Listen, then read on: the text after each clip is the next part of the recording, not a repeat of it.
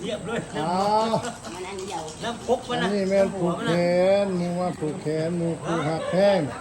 พี่น้องบ้านดงบังเด้อพี่น้องเด้อ น้ำหวานก็เข้าไป อันนี้พ่อบ้านลี่อันนั้นพ่อย่าผู้อันนี้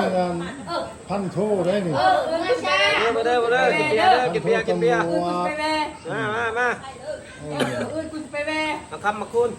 มาคำมาคูนนี่ก็เฮือนเก่าเฮือนใหม่บ่ทันแล้วลูกกับพี่น้องลูกน้าน้องแม่อันนี้นางอันนี้เนี่ยมาจากพุ่นมันนาทึ่งนี่บ่กินข้าวอยู่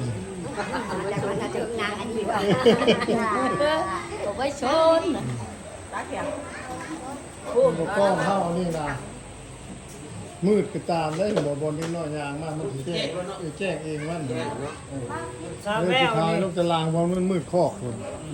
บอกอันนี้มันฟ้าไฟซื่อๆแต่นี่เอามาแจ้งเองนะลูก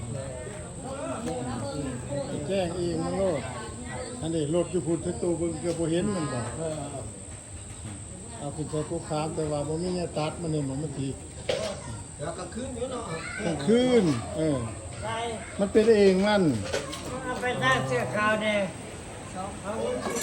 อันนี้เห็นบ่เบิ่งว่ามันบ่แจ้งมัน สิ บ่ อ้วนปานนี้ผู้ได้กินอิ่มดูดีอันคือว่าจอย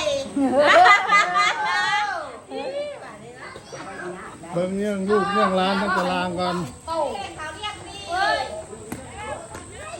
อยู่ท่านั้นเมื่อน้ำลายแล้ว เอ